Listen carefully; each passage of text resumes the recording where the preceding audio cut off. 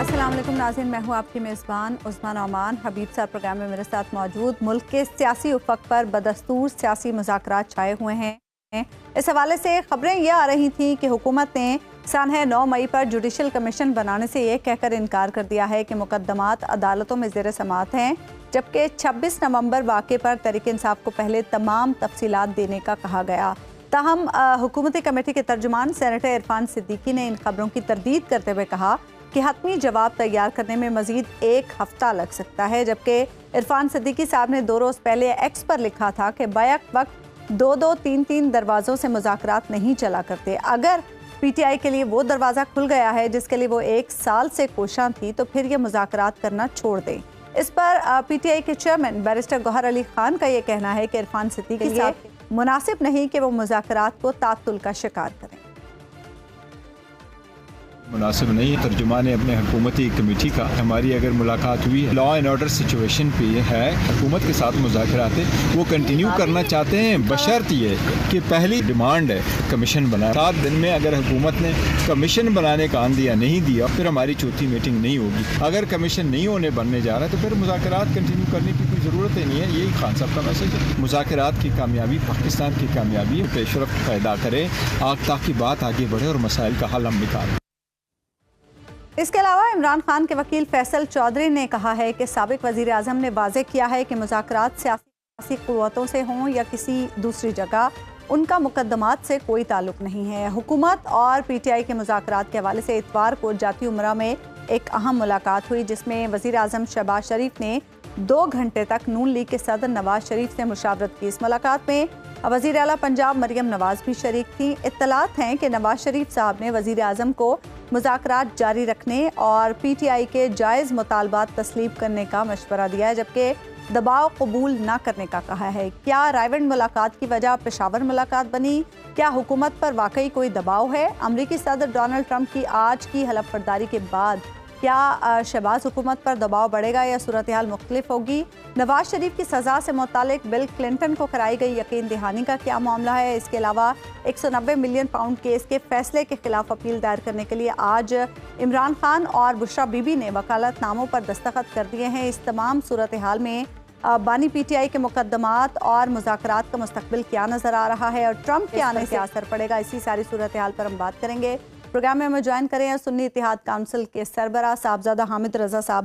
حامد رضا صاحب، سب سے پہلے تو ذرا یہ وضاحت کر دیں، یہ جو خبریں چل رہی تھیں کہ حکومت نے 9 مئی پر جوڈیشل کمیشن بنانے سے انکار کر دیا ہے اور تحریک انصاف سے کہا ہے کہ 26 نومبر کے حوالے سے بھی ڈیٹیلز فراہم کی جائیں، کیا ایسا کوئی میسج آپ لوگوں تک آیا ہے؟ جی بسم اللہ الرحمن الرحیم، بہت شکریہ جی۔ نہیں جی، ہمارے پاس اس قسم کا کوئی میسج نہیں آیا جی حکومت کی طرف سے۔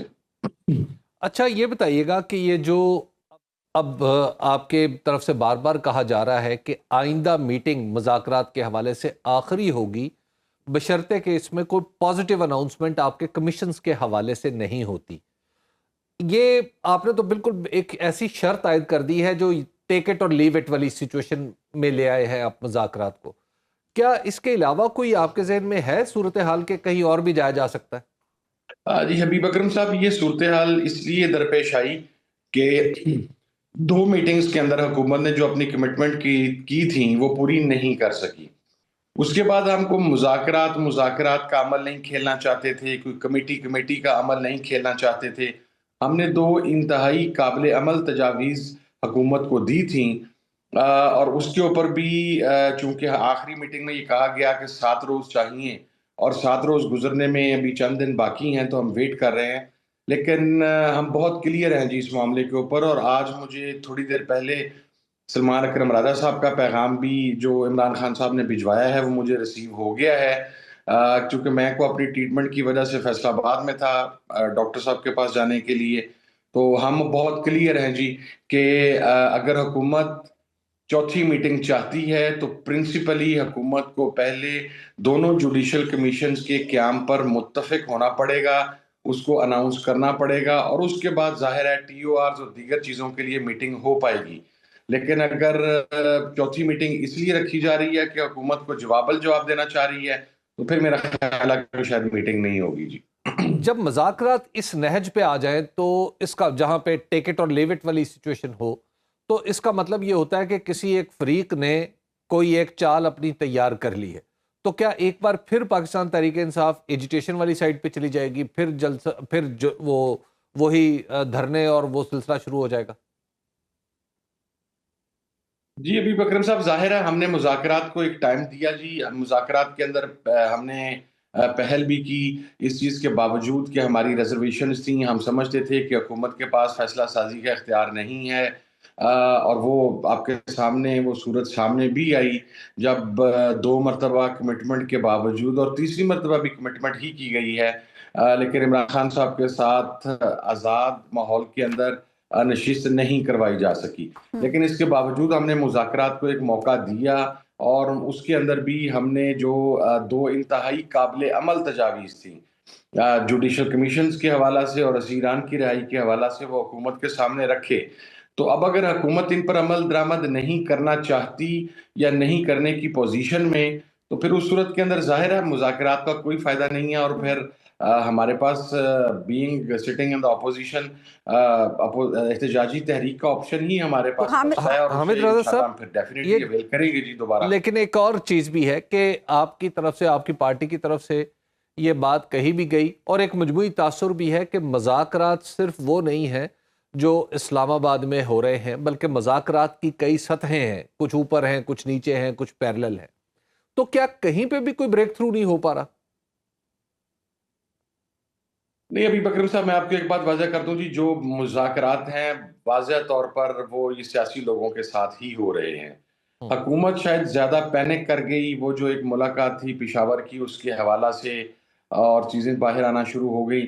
آپ دیکھیں ہم سیاسی لوگ ہیں, کیسے ہو سکتا ہے کہ بیک ڈور کو مذاکرات ہو جائیں اور پھر ان مذاکرات کے نتیجے میں ہم ان 2 مطالبات سے پیچھے ہو جائیں گے. So we all need to be very clear on it جی, کہ مذاکرات حکومت کے ساتھ ہی ہو رہے ہیں. بیک ڈور مختلف معاملات میں بات چیت چلتی رہتی ہے جی. سی ایم کے پی کے چیف ایگزیکٹو ہیں صوبے کے, وہاں پر آپ کو پتا ہے کرم کا ایک معاملہ چل رہا ہے, لا اینڈ آرڈر کی سچویشن ہے, بارڈر کے ایریے کا کچھ پرابلمز آ رہے ہیں, تو اس کے اوپر تو ملاقاتیں پہلے بھی ہوئی ہیں, بعد میں بھی ہوتی رہیں گی. وہاں پر اگر کوئی لیکن زیادہ تشویش حامد رضا صاحب بیرسٹر گوہر کی ملاقات سے ہوئی نا, حکومتی سائٹ پر زیادہ تشویش جو بیرسٹر گوہر نے پشاور میں ملاقات کی اس سے ہوئی. میں اب اس کے اوپر کیا کہوں جی, میری سمجھ سے باہر ہے کہ پہلے تو حکومت نے اور حکومتی کمیٹی کے ترجمان نے یہ بات کہی کیٹیگوریکلی کہ ایسی کوئی ملاقات نہیں ہوئی, اور بیرسٹر گوہر صاحب نے کوئی سیاسی گفتگو کرنے کی کوشش کی گئی تو انہیں کہا گیا, روک دیا گیا, اور انہیں کہا گیا کہ آپ سیاسی لوگوں کے ساتھ بات کریں. پھر اس کے بعد سیکیورٹی ذرائع کے حوالے سے ایک خبر چلی کہ ایسی کوئی بات نہیں ہوئی. تو میں کبھی ذرائع کو کوٹ کرتے ہوئے رسپونڈ نہیں کرتا جی. میرے سامنے کوئی فرد ہو, کوئی شخصیت ہو تو اس کو میں رسپونڈ کرتا ہوں.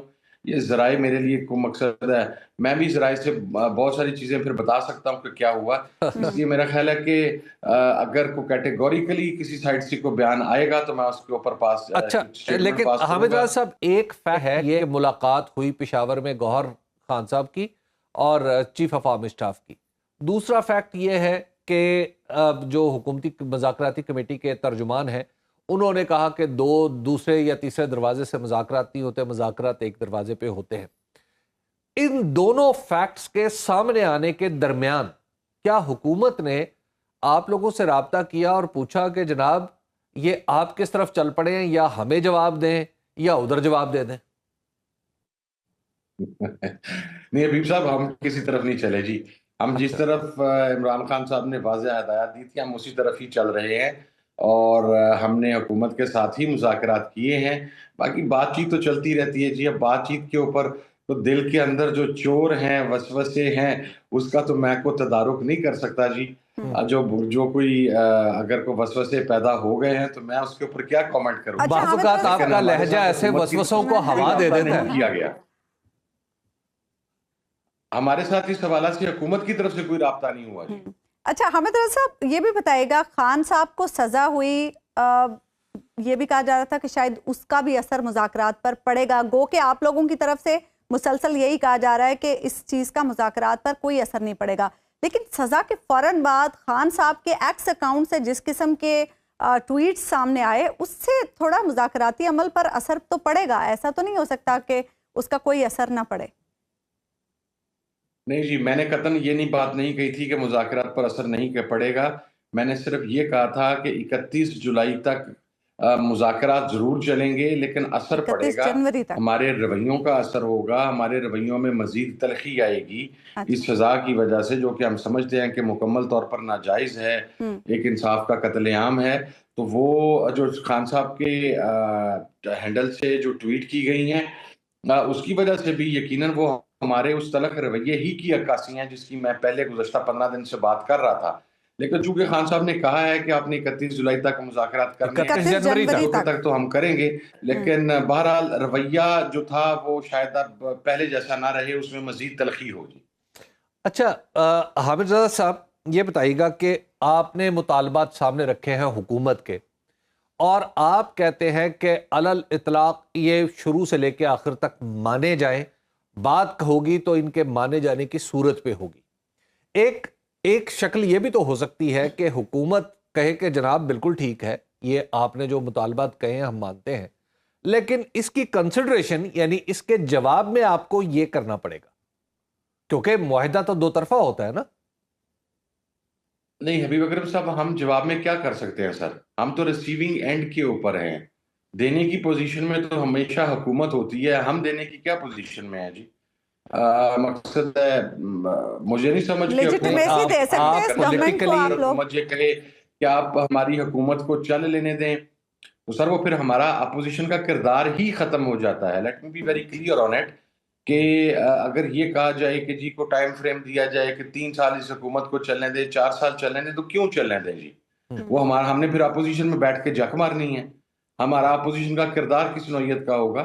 وہ جو آئین نے، قانون نے ہمیں ایک استحقاق دیا ہے کہ ہم ووٹ آف نو کانفیڈنس کے ذریعے یا کسی بھی طریقے سے جو تبدیلی لے کے آ سکتے ہیں، ہم تو اسے اگر ہمیں موقع ملا تو ہم پریکٹس کریں گے. So we are in know position کہ ہم گورنمنٹ کو یہ کہہ سکیں کہ ہم آپ کو جناب اتنا وقت رہنے دیں گے. دوسری بات یہ ہے کہ ہم تو حکومت کی مشکل کو آسان کر رہے ہیں حبیب صاحب. حکومت کی مشکل یہ ہے کہ اس نے ہمیں ملٹری ٹرائل بھی کروا دیا، اس نے ہمیں پولیٹیکلی وکٹمائز بھی کر دیا، اس نے ہر پارلیمنٹیرین کے اوپر 50-100 مقدمے بھی کر دیے، اس نے عمران خان صاحب پر 200 مقدمے بھی کر دیے. وہ اس کو شد و مد کے ساتھ آ کر روز بیان کرنا پڑتا ہے کہ 9 مئی ہم نے کیا تھا، اور شد و مد کے ساتھ یہ بیان کرنا پڑتا ہے کہ 26 نومبر کو کوئی گولی نہیں چلی. تو ہم تو ان کی مشکل آسان کر رہے ہیں. ایک غیر جانبدار کمیشن تشکیل دے کے حکومت اپنا پوائنٹ آف ویو وہاں پر لے کر جائے، حکومت اپنے ثبوت وہاں پر لے کر جائے، ہم اپنی چیزیں وہاں پر لے کر جائیں گے. پھر وہاں سے اگر فیصلہ ہمارے خلاف آتا ہے تو حکومت کے لیے تو بہت آسانی ہے. یہ جو ایرسٹوٹل صبح سے لے کے شام تک پریس کانفرنسز میں مصروف ہیں اور بڑی روانی کے ساتھ یہ تہمت کے اوپر بلیو رکھتے ہیں کہ جناب ہم نے یہ کر دیا. ہم جس طرح اس دن دوسرے روز مذاکرات کے تیسرے سیشن کے فوراً بعد جو کہ ایک بڑے پازیٹیو ماحول میں ہوئے تھے، رانا ثناء اللہ صاحب اور عرفان صدیقی صاحب نے ایک پریس کانفرنس کر دی اور انہوں نے کہا جی کہ ہمارا فیلئر ہو گیا، ہمارے پاس شہداء نہیں تھے، وہ زخمی نہیں تھے، مسنگ نہیں تھے.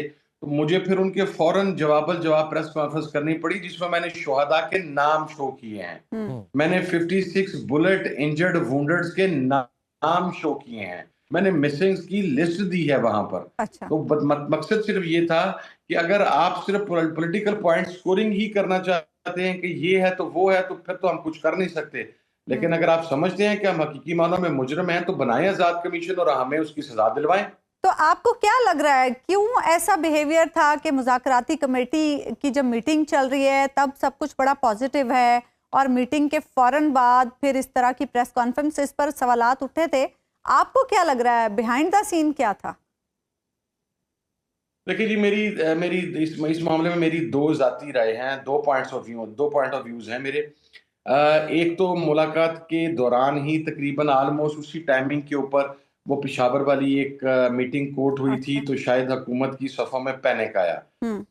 یہ محرک 20-25% ہو سکتا ہے، لیکن مین میرے خیال میں جو اس پریس کانفرنس کی نوبت آئی تھی جس کے جواب میں پھر مجھے بھی انتہائی سخت پریس کانفرنس کرنی پڑی، وہ نوبت اس وجہ سے تھی کہ حکومت یہ ازیوم کیے بیٹھی تھی کہ ہم جو 2 نکات لکھ کے دیں گے اس کے اندر عمران خان صاحب کا نام پولیٹیکل اسیران میں شامل ہوگا اور ہم رہائی کی بات کریں گے. اچھا ہم حکومت سے بار بار کہہ رہے تھے کہ جو 2 نکات ہم آپ کو وربلی بتا رہے ہیں اس کے اوپر اکتفا کریں. اس کی وجہ یہ ہے کہ اس کمیٹی کے اندر جو 6 ممبران ہیں وہ انتہائی ہارڈ ہیٹرز ہیں, ان کا پوائنٹ آف ویو بہت سخت ہے, اور خان صاحب نے بھی کوئی بڑی سوچ سمجھ کے یہ کمیٹی بنائی تھی.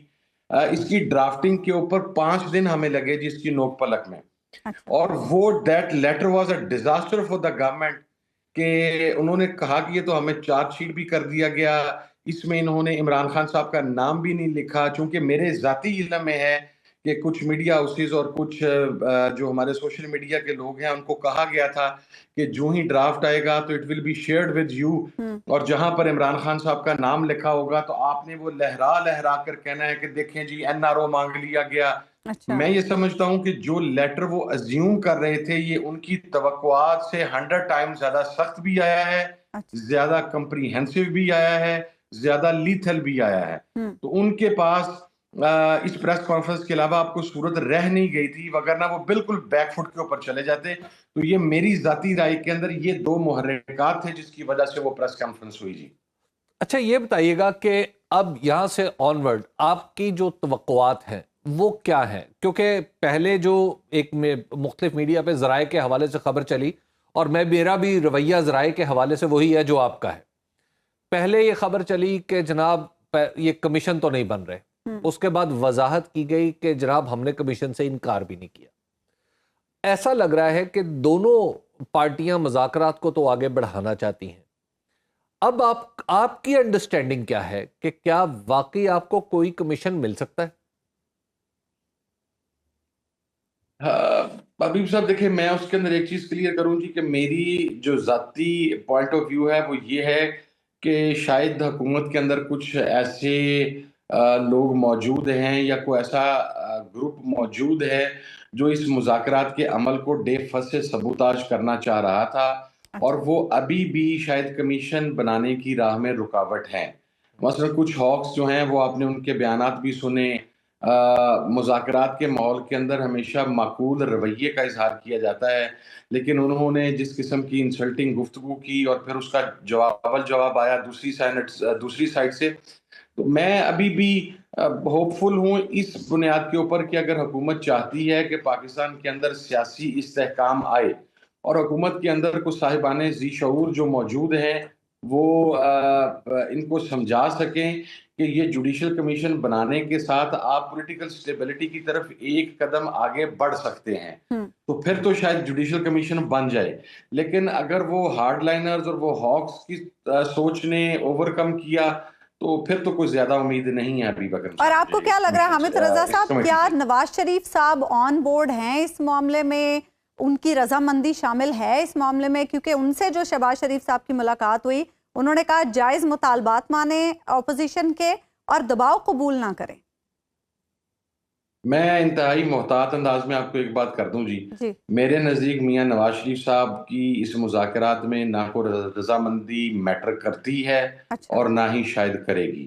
وہ شہباز شریف صاحب جس در پر نظر نیاز پیش کرتے ہیں, سلامی دیتے ہیں, ان کی رضامندی شاید زیادہ امپورٹنٹ ہے, اور میاں صاحب بھی شاید ان کو یس یا نو کہنے کی پوزیشن میں نہیں ہے. So I don't think کہ میاں نواز شریف صاحب matters anymore. ویسے ایک وہ فیس سیونگ کے لیے اس قسم کی یہ ملاقات تھی. اگر دوسری سائڈ سے یہ کہہ دیا جائے شہباز شریف صاحب کے جو آقا ہیں ان کی طرف سے کہ آپ نے کرنا ہے اور بنانا ہے, تو میاں نواز شریف نہ بھی بنانا چاہے تو میٹر نہیں کرتا. اور اگر وہاں سے یہ کہہ دیا جائے کہ جوڈیشل کمیشن نہیں بنے گا, میاں صاحب بنانا بھی چاہیں نواز شریف صاحب تو پھر نہیں بنا سکے, تو میرے نزدیک تو اب وہ پی ایم ایل این کی پولیٹکس کے اندر از آلموسٹ irrelevant جی, honestly speaking. اچھا یہ بتائیے گا کہ آپ کی پارٹی کے اندر کیا اس بات پہ گفتگو ہوئی ہے کہ ان دو میں سے اگر ایک کمیشن مل جائے آپ کو تو وہ قابل قبول ہو, مثلا 26 نومبر کا مل جائے یا 9 مئی کا مل جائے, کیونکہ وہ پنجابی میں کہتا ہے نا منہ منگی تو موت بھی نہیں لبدی. سر دونوں چاہیے, ایک نہیں ملنا سر. اچھا حبیب بھائی, یہ اتنی سختی آپ نے اپنے موقف میں کیوں پیدا کر لی ہے؟ یہ ہمیں ذرا صاحب ایسا لگ رہا ہے کہ آپ مذاکرات نہیں کر رہے، آپ کہہ رہے ہیں کہ مطلب وہ یا ہم آ رہے ہیں یا ہماری بات مانو۔ ابھی بھائی 2.5-3 سال مار کھائی ہے سر، ہم نے اپنے کارکن شہید کروا لیے ہیں، اپنے بچے اغوا کروا لیے ہیں، اپنے بچوں کو ٹارچر کروا لیا ہے، ہم پارلیمنٹیرینز نے اپنے خاندان تباہ کر لیے ہیں، اپنے بزنسز تباہ ہو گئے ہیں۔ ہمیں یہ کہا جاتا تھا کہ آپ کے نام کے اوپر لکیر لگ چکی ہے، عمران خان کے نام کے اوپر لکیر لگ چکی ہے، ہمیں یہ کہا جاتا تھا کہ آپ لوگوں کی سیاستیں ختم ہو گئی ہیں، اور کچھ لوگوں کو تو ہم میں سے یہ بھی کہا گیا کہ شاید آپ اور آپ کی فیملیاں بھی اس ملک میں بھی باقی نہ رہ سکیں۔ آپ کو کیا بتائیں کہ کتنے کرب کے اندر اور کتنی تکلیف کے اندر ہم نے یہ 3 سال گزارے ہیں، کن اذیتوں میں یہ 3 سال گزارے ہیں، جب اپنے ساتھ ایک بزرگ پارلیمنٹیرین کے جسم کے اوپر آپ فزیکل ٹارچر کے نشانات دیکھتے ہیں تو میرے جیسے آدمی کا تو سر شرم سے جھک جاتا ہے حبیب اکرم صاحب۔ تو سر اگر اتنا کچھ کرنے کے بعد آج ہم عمران خان کی، اس کے کارکنان کی اور تمام پارلیمنٹیرینز کی قربانیوں کے بعد اس پوزیشن میں ہیں کہ ہمارا کوئی بھی فیصلہ حکومت کے حوالے سے انتہائی اہم ہو سکتا ہے، تو پھر ہم لیوریج کیوں؟ کیا ہماری عزتوں کی پرواہ کی گئی تھی؟ کیا ہمارے گھروں کی چادر اور چار دیواری کو پھلانگتے وقت دیکھا گیا تھا کہ اندر مائیں ہیں یا بہنیں ہیں یا بیٹیاں ہیں یا معصوم بچے ہیں؟ کیا گولیاں چلاتے وقت یہ دیکھا گیا تھا کہ یہ معصوم نہتے پاکستانی ہیں؟ کیا جیلوں میں ٹارچر کرتے وقت یہ دیکھا گیا تھا کہ یہ بیچارے صرف سیاسی ورکر ہیں، ان کا کوئی قصور نہیں ہے؟ اس وقت دیکھ لیتے تو شاید ہم بھی کچھ دیکھ لیتے، ہمارے رویے میں بھی کچھ لچک ہوتی، لیکن جب ظلم کرتے ہوئے ہمارے اوپر کوئی لچک نہیں دکھائی گئی تو اب پھر ہماری طرف سے بھی کوئی لچک نہیں ہے سر۔ اچھا حافظ اسد صاحب، یہ بھی بتائیے گا کہ خان صاحب کی سزا کے معاملے پر کیا صرف اسلام آباد ہائی کورٹ میں اپیل کی جائے گی یا احتجاج کا بھی کوئی پلان کیا جا رہا ہے پاکستان تحریک انصاف کی طرف سے؟ کیونکہ پہلے یہ خبریں آئی تھی کہ اگر سزا ہوتی ہے تو پھر اس پر احتجاج بھی کیا جائے گا۔ نہیں جی، احتجاج کے حوالے سے سزا کا ہمیں پہلے ہی پتا تھا، کیونکہ حکومتی ترجمان چند صحافی وہ تو سزا کا تعین بھی آپ کے سامنے کر چکے تھے اپنے ایکس اکاؤنٹس کے ذریعے اور مختلف پروگرامز میں کہ بشرا بی بی کو 7 سال ہوگی اور خان صاحب کو 14 سال ہوگی، اور یہ اور وہ ہمیں پہلے ادراک تھا۔ سزا کا اس وقت کوئی پالیسی نہیں تھی۔ عمران خان صاحب نے واضح ڈائریکشن دی تھی کہ چونکہ بالکل ساتھ متصل 8 فروری بھی آ رہا ہے تو ہم 8 فروری کو ہی احتجاج کریں گے، اور وہ پاکستان کے ہر حلقے میں ہوگا، تمام ٹکٹ ہولڈرز، تمام سٹنگ ایم این ایز، تمام سٹنگ ایم پی ایز وہ کریں گے۔ اور جہاں تک اس کے خلاف اپیل میں جانے کا تعلق ہے، بالکل سلمان صفدر صاحب جو ہیں انہوں نے اس کے اوپر موقف واضح کر دیا، اور گزشتہ روز سلمان اکرم راجہ صاحب نے بھی پریس کانفرنس کے اندر پورا کلیئر کر دیا، اور ہم ازیوم کر رہے ہیں کہ انشاءاللہ 2 سے 3 ہیئرنگز کے اندر ہمیں یہ سزا، یہ فیصلہ اٹھ جائے گا جی ہائی کورٹ سے انشاءاللہ۔ ٹھیک ہے، بہت بہت شکریہ صاحبزادہ حامد رضا، پروگرام میں ہمارے ساتھ موجود ہے۔ ایک بریک لیں گے ناظرین، بریک کے بعد واپس آئیں گے تو حبیب صاحب سے گفتگو۔ ویلکم بیک ناظرین۔ حبیب صاحب، حکومتی سائٹ پر آرمی چیف سے جو بیرسٹر گوہر کی ملاقات ہوئی، اس معاملے پر تشویش تو پائی جا رہی ہے، کچھ نواز شریف صاحب سے جو ملاقات ہوئی وزیر اعظم شہباز شریف صاحب کی، اس میں بھی شاید یہ ڈسکشن ہوئی۔ تحریک انصاف تو نہیں چاہتی کہ مذاکرات میں کوئی تعطل آئے یا یہ سلسلہ ٹوٹے، کیا حکومت ایسا چاہے گی؟ حکومت بھی یہ نہیں چاہے گی۔ اس کی وجہ یہ ہے کہ حکومت کے لیے بھی، یعنی حکومت کی اپنی سیاسی بقا اور پاکستان کے اندر سیاسی استحکام، دونوں چیزیں اسی ایک چیز سے جڑے ہوئے ہیں کہ مذاکرات کامیاب ہوں اور بات چیت آگے بڑھے۔ مثال کے طور پہ اگر یہ 2 کمیشن بن جاتے ہیں، آپ فرض کر لیجئے کہ 2 کمیشن بن جاتے ہیں، یہ 2 کمیشن لوگوں کو بلائیں گے، بات سنیں گے، آہستہ آہستہ بات آگے بڑھے گی۔ ظاہر ہے کمیشن ایسا تو نہیں ہوگا کہ صبح سے لے کے رات تک کام کر رہا ہوگا، بیچ میں اتوار آئے گی، چھٹیاں آئیں گی، کبھی جج صاحبان کو کام ہوں گے، ٹائم ٹیکنگ پروسیس ہے۔ جتنا عرصہ یہ چلتا رہے گا، کیا آپ کو نہیں لگتا کہ حکومت مستعد رہے گی اور اس کے ساتھ ساتھ حکومت مستحکم بھی رہے گی؟ نیچرلی یہ اگر کمیشن بنے گا، دیکھیے اس وقت جلسے جلوس تو نہیں ہو رہے ہوں گے، پی ٹی آئی کی ساری توجہ کمیشن کی طرف ہوگی، وہ کمیشنز میں اپنا کیس پلیڈ کر رہی ہوگی، ہم سب لوگ بیٹھ کے میڈیا پہ یہی بات کر رہے ہوں گے کہ جناب کمیشن میں یہ ایسے رہ گیا ہے، یہ ایسے رہ گیا ہے، یہ بات ٹھیک نہیں ہے، یہ بات ویسے ہے۔ تو ایک حکومت کی سانس تو تھوڑی سی آسان ہوگی، اور اگر یہ حکومت کمیشن نہیں بناتی تو اس کا نتیجہ کیا ہوگا؟ اس کا نتیجہ یہ ہوگا کہ پھر وہی ایجیٹیشن کی طرف بات چل پڑے گی. تو جب بات ایجیٹیشن کی طرف جائے گی تو پھر وہی تلخیاں بڑھتی چلی جائیں گی اور یہ حکومت کچھ بھی نہیں کر پائے گی. اور یہ حتیٰ کہ میں آپ کو عرض کروں کہ یہ جو محترمہ مریم نواز وہ آج کل لیپ ٹاپ ڈسٹریبیوشن کے جلسے کرتی ہیں, شاید یہ بھی کرنا مشکل ہو جائے. یہ اسی لیے ممکن ہو پا رہے ہیں کہ وہاں پر مذاکرات چل رہے ہیں. تو یہ کیونکہ پھر ان کو دوسرے کام ہوں تھوڑا سکھ کا سانس مل جی, تو لہٰذا ایسے موقع پہ حکومت کے پاس مجھے تو نہیں لگتا کہ کوئی اور آپشن ہے, اگر حکومت اپنا فیصلہ سیاسی طور پر کرتی ہے. اچھا ٹھیک ہے, اگر اس نے کسی کے اشارہ ابرو پہ فیصلہ کرنا ہے تو پھر وہ کچھ بھی ہو سکتا ہے. ٹھیک, اس پہ تو کوئی بات ہی نہیں کی جا سکتی نا. وہ یوں بھی ہو سکتا ہے, وہ یوں بھی ہو سکتا ہے, وہ 2 کمیشن کی بجائے 4 بھی ہو سکتا ہے, وہ 4 کی بجائے 1 بھی ہو سکتا ہے, وہ کچھ بھی نہیں ہو سکتا. تو لہٰذا حکومت کے سامنے پہلے تو اس نے یہ اصولی فیصلہ کرنا ہے کہ جو مذاکرات کر رہے ہیں اس میں فیصلہ پولیٹیکل لوگ کریں گے, یہ ہے اصولی فیصلہ. جی, اس کے بعد مذاکرات آگے بڑھتے چلے نظر بھی آئیں گے آپ کو اور کمیشن بھی بن جائیں گے. یہ واحد سیف راستہ ہے حکومت کے پاس. دیکھیے, حکومت کا سب سے بڑا پرابلم یہ ہے کہ حکومت کے پاس پولیٹیکل لیجیٹیمیسی نہیں ہے. ہاں, اگر حکومت فارم 47 کا چیلنج قبول کر لیتی, یعنی کہ ان کے مقابلے پہ یہ آتا ہے کہ جناب جی فارم 47 پہ آئے ہیں, تو یہ عمران خان کی طرح یہ کہتے ہیں کہ اچھا وہ حلقے کھول لیتے ہیں, یا جیسے علی امین گنڈا پور وہاں پر کہتے ہیں خیبر پختونخوا میں کہ اچھا جی جس حلقے پہ اعتراض ہیں کھول لیتے ہیں, مولانا کو کہتے ہیں کھول لیتے ہیں. تو یا تو ان کا رویہ ہوتا ہے یہ پولیٹیکل, تو اس کی بنیاد پہ تو پھر بات ہو سکتی تھی, پھر کہتے کہ ہاں جی اس حکومت کا بڑا کانفیڈنس ہے. اب مسئلہ یہ ہے کہ یہاں پہ شہباز شریف صاحب کا فارم 45 ہے, اس کے اوپر بھی دستخط ہے. ٹھیک ہے نا, وہ فارم 45 کیسے سامنے لایا جائے. تو ایسی صورت میں حکومت کے پاس راستہ تو ایک ہی بچتا ہے کہ اس پولیٹیکل پروسیس میں سے اپنے لیے کوئی نئی راہ نکالے اور اس کو چلنا شروع کر دے اور اپنی سیاست بچائے, اور اس کی صورت میں اس کو ایک فریق بھی مل جائے گا نا, ایک فریق بن جائیں گے. اچھا حبیب صاحب, یہ جو عرفان صدیقی صاحب کہہ رہے ہیں کہ 2 3 دروازوں سے مذاکرات نہیں ہوتے, کیا بیک ڈور مذاکرات چل رہے ہیں پی ٹی آئی کے واقعی, یا صرف وہی ایک ملاقات ہی ہوئی؟ عرفان صدیقی صاحب کو یہ بات پولیٹیکلی تو نہیں کہنی چاہیے. اس کی وجہ یہ ہے کہ خود ان کی پارٹی کے سربراہان 1 2 3 نہیں 4 6 8 راستوں سے مذاکرات کرتے رہے. اچھا, ایک خبر ویسے آج اخبارات میں تو لہٰذا یہ سارے کے سارے جو مذاکرات ہیں یہ تو ایک پاکستان کی سیاست کا ایک نیچرل سا ایک ہے, یعنی ایک فطری بہاؤ ہے.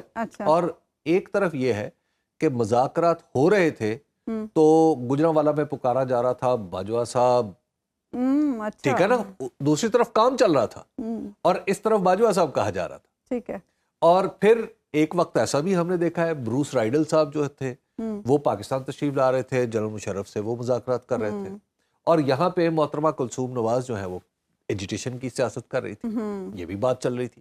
تو ہم نے اپنی آنکھوں سے دیکھی ہوئی چیزیں ہیں. اور خود عرفان صدیقی صاحب کئی معاملات ایسے ہیں جس میں وہ انوالو رہے, اور کئی معاملات ایسے ہیں عرفان صدیقی صاحب کو بھی اس وقت پتہ چلا کہ جب جہاز اڑ گئے تھے. اور حبیب صاحب, یہ جو سزا کا معاملہ ہے خان صاحب کی, اب 1 2 دن میں اسلام آباد ہائی کورٹ میں اپیلیں بھی دائر کی جائیں گی, اس پہ آپ کو کیا لگ رہا ہے, اڑ جائے گا یہ؟ اول تو مجھے یہ سمجھ نہیں آتا اور اگر یہ کیس اڑ جائے گا تو کیا خان صاحب باہر آ جائیں گے؟ دیکھیے, ایک تو خان صاحب بے شک باہر رہے یا اندر رہے, اس بات پہ بھی ذرا ایک طرف رکھیے اس بات کو. اس میں اہم ترین بات یہ ہوتی ہے کہ آپ اپنے ملک کے نظام کا مذاق بنوانا چاہتے ہیں یا آپ اپنے ملک کے اندر نظام کو پروان چڑھانا چاہتے ہیں اور قانون کی پابندی اور عملداری پر یقین رکھتے ہیں. آپ دیکھیے, یہ اسی فیصلے سے جڑی ہوئی ایک بات کہ این سی اے برطانیہ نے کیا کہا کہ این سی اے برطانیہ نے ملک ریاض صاحب کے پیسوں کے حوالے سے کرمنل کیس نہیں بنایا. اس کی وجہ کیا تھی؟ اس کی وجہ یہ تھی کہ ان کے پاس یہ ثبوت نہیں تھا کہ یہ کسی کرمنل چیز سے یا کسی جرم سے یہ پیسے جڑے ہوئے ہیں. ان پیسوں کے ذرائع یا ان کے ٹرانسفر کے حوالے سے شکوک و شبہات ثبوت پورے نہیں تھے. تو انہوں نے معاہدہ کرنے کو ترجیح دی, انہوں نے یہ نہیں کیا کہ مقدمہ ٹھوک دو. ٹھیک ہے نا, انہوں نے مقدمہ نہیں کیا, انہوں نے کہا کہ جناب ہم یا تو تفتیش کریں تو پھر پوری کریں تاکہ عدالت میں ثابت کر سکیں, یا ملک صاحب یہیں پہ سیٹنگ کر لیں تو وہاں پہ سیٹلمنٹ ہوگی. اب اس معاہدے کے 4 بنیادی نکات تھے، جس میں ایک اس کو خفیہ رکھنا تھا، جس میں سے ایک یہ تھا کہ کوئی کرمنل کاروائی نہیں ہوگی، جس میں سے ایک یہ تھا کہ یہ جو پیسے ہیں یہ پاکستان جائیں گے، لیکن ملک ریاض صاحب ان کو اپنی جو دیگر لائبلٹیز ہیں ان کو پے کرنے کے لیے استعمال کریں گے۔ ٹھیک ہے۔ اب ان بنیادی شرائط پہ کابینہ نے منظوری دی ہے۔ اب کابینہ نے کوئی کابینہ صرف عمران خان کا نام نہیں ہے، اور کابینہ کے بارے میں ہمارے دستور میں لکھا ہوا ہے کہ کابینہ اجتماعی ذمہ داری کے نظام کے تحت کام کرے گی۔ یعنی کوئی شخص باہر آ کے یہ کہے کہ جی یہ میرا فیصلہ نہیں ہے، یہ نہیں کہا جا سکتا۔ کسی ایک شخص پہ پوری ذمہ داری بھی نہیں ڈالی جا سکتی۔ پوری کابینہ کی ذمہ داری ہے۔ تو یہاں پہ کابینہ کا فیصلہ تھا، نئی کابینہ بیٹھی اس کو انڈو کر دے۔ اور وہ فیصلہ میں ایک سیکنڈ آپ کا لوں گا کہ ایک چیز کہ وہ خط جس کے اوپر پورا یہ فیصلہ کھڑا ہوا ہے، ذرا قانون دانوں سے اور منصفوں سے یہ پوچھنا چاہیے کہ وہ 148 صفحے میں وہ خط کہاں پہ؟ ٹھیک ہے، یہ سوال ہم چھوڑے جا رہے ہیں، ایک بریک ہم لیں گے ناظرین، بریک کے بعد واپس آئیں گے تو بات کریں گے صدر ٹرمپ کی تقریبا حلف برداری کے حوالے سے۔ ویلکم بیک ناظرین، نو منتخب امریکی صدر ڈونلڈ ٹرمپ آج امریکی وقت کے مطابق دن 12 بجے اپنے عہدے کا حلف اٹھائیں گے۔ کیا ایکسپیکٹیشنز ہیں، اسی ساری صورتحال پر ہم بات کریں گے۔ سینئر صحافی معوض اسد صدیقی امریکہ سے ہمارے ساتھ موجود ہیں۔ معوض صاحب بتائیے گا کیا ایکسپیکٹ کیا جا رہا ہے، کیونکہ خبریں یہ آ رہی ہیں کہ حلف اٹھاتے ہی بہت سارے اہم معاملات پر حکم نامہ جاری کریں گے ڈونلڈ ٹرمپ؟ جی بالکل، ایسا لگتا ہے جیسے کہ جو ہے واشنگٹن میں ایک انقلاب آیا ہو۔ بالکل ایسی عمومی طور پہ بہت اسموتھ ٹرانزیکشن ہوتی ہے، لیکن کیونکہ یہ بہت سارے وعدے کر کے آئے ہیں تو اس لحاظ سے ایک بہت بڑی تبدیلی نظر آ رہی ہے۔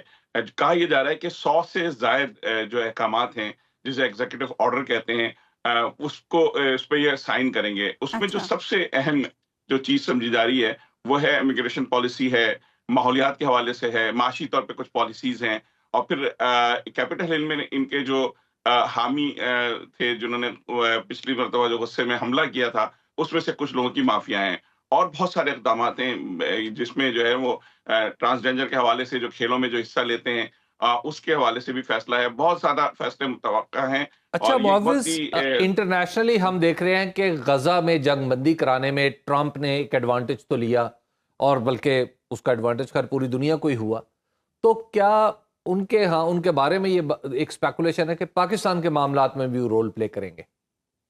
دیکھیں، ابھی تک انہوں نے پاکستان کو کسی 100 کیٹیگری میں جو بھی ابھی تک چیزیں آئی ہیں اس میں کسی چیز پہ کو انہوں نے اہمیت ابھی تک نہیں دی ہے، لیکن توقع یہ ہے کہ کیونکہ ان کی نظر میں اگر کوئی چیز آ جائے یا ان کی نظر سے کوئی چیز گزرے تو اس حوالے سے وہ ضرور اس پہ فیصلہ کریں گے۔ اگر کوئی سوال کر لیتا ہے کوئی صحافی، کوئی چیز ایسی ہو جاتی ہے، کوئی اپروچ ہو جاتی ہے سب کے سامنے، تو وہ کوئی نہ کوئی ایسی بات کریں گے۔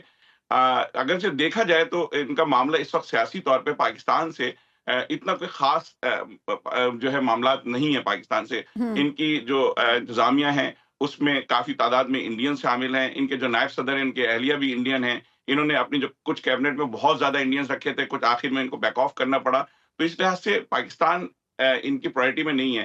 لیکن کیونکہ یہ چین سے ایک مخاصمت رکھتے ہیں تو چین کے حوالے سے شاید کچھ ایڈوانٹیج پاکستان سے لینا چاہیں، اور یہاں کشمکش ہو سکتی ہے۔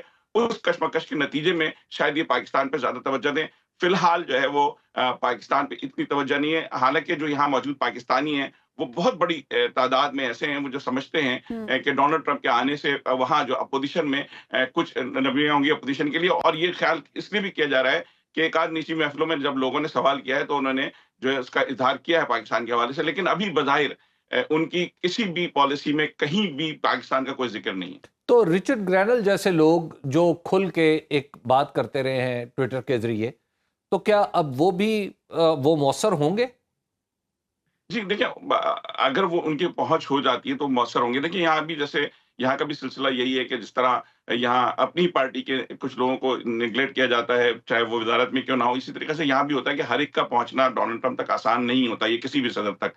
تو اس لحاظ سے جہاں تک رچرڈ کا معاملہ تھا وہ اس وقت انہوں نے کیونکہ یہاں جو ہے جو پی ٹی آئی ہے اس کے نے کافی جو ہے لوگوں سے کانٹیکٹ کیا ہے، بہت اچھی بہت भरपूर तरीके से मुनज़्ज़म लॉबिंग की है, जिसके नतीजे में कुछ लोग दोस्त बने हैं। वहाँ ज़ाहिर बात है यहाँ चंदे का बड़ा अमल दखल होता है, यहाँ बहुत सारी चीज़ें ऐसी होती हैं जो लीगली आप किसी को अगर सपोर्ट करते हैं, उसकी फंड रेजिंग करते हैं, तो उस हवाले से काफ़ी सारी चीज़ें हो जाती हैं। बहुत से लोग तवक्का करते हैं पाकिस्तानियों से। ट्रंप को अपनी सदारत संभालने के बाद मज़ाहमत किन क्वार्टर्स से फेस करना पड़ेगी? क्योंकि जब वो खुद अपोजिशन में थे तो उन्होंने जो बाइडेन साहब की जिंदगी तो अजाब किए रखी थी, उनको अब चैलेंज क्या होगा इंटरनल पॉलिटिक्स में? देखिए, एक तो मजे की बात है कि वो चैलेंजेस को बहुत अच्छी तरीके से निपटाते हैं, और बाज क्योंकि नरगिस का शिकार होते हैं, इसलिए अगर उनकी जात पे हमला करें तो थोड़ा नाराज होते हैं। अदरवाइज वो चीजों को बहुत अच्छे तरीके से, यानी बहुत सारी चीजें जो उनके खिलाफ जा सकती थी वो उनके हक में गई हैं। तो इसी तरीके से उनको मज़ाहमत तो देखिए यहाँ की एस्टेब्लिशमेंट से करनी पड़ेगी, सबसे बड़ी मज़ाहमत, इसलिए कि वो कुछ चीजें जो इवन इन्होंने जो है जिस तरह जॉन एफ कैनेडी का उन्होंने कहा है कि हम उनकी फाइल्स खोलेंगे, जो यहाँ का एक बहुत बड़ा मौमा है, ओपन सीक्रेट जिसे कहते हैं। इसी तरीके से जो हम आज के दिन बैठे हैं, आज मार्टिन लूथर किंग डे है, वो सिया फाम जिन्होंने इंसानी हुकूक के लिए सबसे ज्यादा आवाज बुलंद की, उनके कत्ल की तहकीकात की भी बात की है। फिर दूसरी जो पूरी दुनिया में जिस तरीके से माहौलियात के हवाले से वो फैसले करने जा रहे हैं, वो मामूली नहीं है। पूरी ट्रिलियंस ऑफ डॉलर्स की बिजनेसेस हैं जो स्टेक पे हैं या जो काम शुरू हो चुका था। तो इस वजह से, इस हवाले से जो यहाँ की लॉबी है, जो मजबूत लॉबी है लेफ्ट की या लेफ्ट लिबरल जिसे कहते हैं, वो जो लॉबी है, इससे पहले उनको सिर्फ आप ये समझ लें कि बहुत से मसाइल पर सिर्फ 3 खवातीन नहीं तंग करके रखा हुआ था, जिसमें इल्हान उमर थी, जिसमें कादिजा थी, और जिसमें जो मिशिगन से मुंतखब एक मुसलमान दूसरी खातून थी, तो तीसरी खातून थी। तो ये देखते हैं कि इनको कोई छोटे लोग भी तंग कर सकते हैं। बहुत से अहम फैसले भी करेंगे और मज़ामत का सामना भी उन्हें करना पड़ेगा। बहुत मोअज़्ज़ज़ असद सिद्दीकी, आप प्रोग्राम में हमारे साथ मौजूद थे। प्रोग्राम का वक्त खत्म, नाज़रीन, आपसे मुलाकात होगी इंशाल्लाह कल, अल्लाह ने के बाद।